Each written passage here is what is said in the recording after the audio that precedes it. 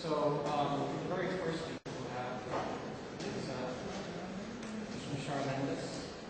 Nishara Mendis is the lecturer in Public and International Law Department at the Faculty of Law at the University of Colombo. She holds an LLB in first class honors from the University of Colombo, an LLM from the Yale Law School, and is currently reading for a PhD at the University of Maastricht in the Netherlands. And the title of the presentation on the education, sustainable development concepts, and the Sri Lankan university system the way forward. Please welcome Nishara Mendis. Thank you. Good morning to you all. As you can see, my presentation today is going to be about a concept or an idea, and I'm going to be suggesting something to think about. I will not be going very detailed into the theoretical foundation or legal foundation of what I'm going to talk about, this concept, due to the restrictions in time. But I would like, I hope, at least at the end, that I will leave you with some food for thought. These are the contents of my presentation today. You would notice that I will be talking about the concept of sustainable development very briefly, but I will be focusing more on the concept of education for sustainable development and discuss some possible practical action for education for sustainable development, or ESD. This is the main theme of my presentation. It is a quotation or extract from the UNESCO IIS document, or the International Implementation Scheme for the UN Decade of Education for Sustainable Development. What I would like to highlight is the last few words here. So there is a difference between education as we know it and education for sustainability or education for sustainable development. This difference might be unclear for most of us who are, even those of us who are involved in education as teachers and students. And I hope that my presentation can do something to maybe clarify this difference. The methodology of my research has been to analyze the ESD concept as applied and developed during the decade of education for sustainable development. These theoretical foundations, of course, are based on key documents in the field of international environmental law as well as significant expert studies. And these studies include best practices and critical thinking on the issue. But I would like to focus more today on practical suggestions for the Sri Lankan university sector with regard to ESD. What is sustainable development? This is the definition of the modern form of sustainable development, development that meets the needs of the present generation without compromising the ability of the future generation to meet theirs or meet their needs.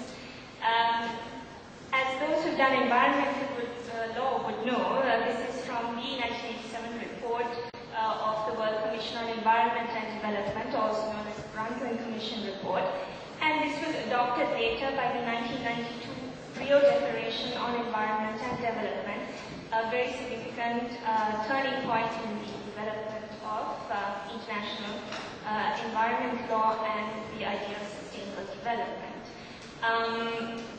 This concept has embedded within it the principle of intergenerational equity as well, of fairness, of taking into account the needs of generations to follow without leaving them the legacy of depleted resources and a polluted planet. It is an umbrella term. It's a very broad term used to cover many different ideas and concepts. How does this link to education is something that I would like to focus on. I'd also like to just mention that although I've talked about the modern form of sustainable development, it should not be forgotten that indigenous concepts of sustainable development existed in many cultures, in the ancient cultures, and they have actually fed into this modern concept and can continue to support the development of the modern concept as well. And this traditional ideas and knowledge and philosophies that we can find in Sri Lanka as well. So keep that point in mind. What is ESD?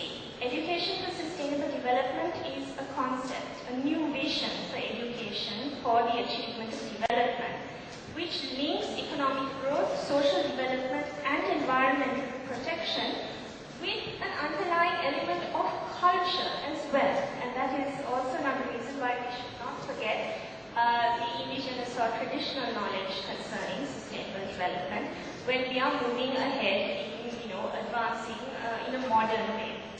Now, the source for this concept is Agenda 21, the outcome document at the Rio Conference of 1992, where the Rio Declaration was passed.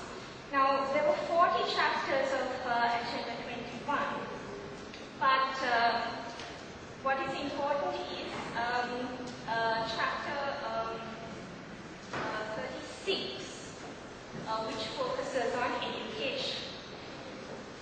The UN Decade for Education for Sustainable Development is 2005 to 2014, so it looks like it's over.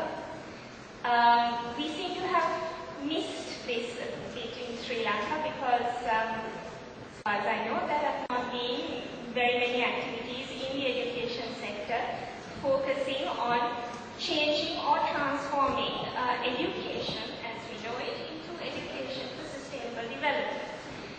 UNESCO was appointed to develop an international implementation scheme for this UN Decade of ESD.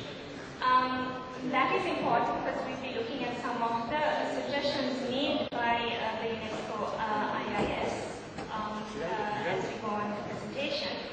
I think it's also significant to mention that UNESCO points out the linkages between the EFA concept, Education for All concept, the MDGs, the Millennium Development Goals, and the ESD as working together in order to contribute towards sustainable development. What is the relevance for Sri Lanka? At the Rio Plus 20 summit, or 20 years after Rio in 2012, Sri Lanka reaffirmed their commitment to Agenda 21. Now, you have been hearing earlier in the session a lot about binding obligations in conventions and so on. So I must highlight that Agenda 21 is not a binding obligation, it is a political commitment. So it is up to countries to implement this voluntarily. However, it does have legal significance as soft law in international law.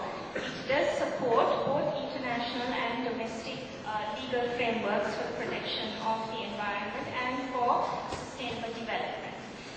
Now, we came in rather late into this decade, started in 2005, ending in 2014, but we only had a Sri Lanka National Action Plan on education for peace and sustainable development, which was launched in January 2012, and still not very much action has been taken with regard to what we ought to be doing. So this is also another reason why I wanted to make this presentation.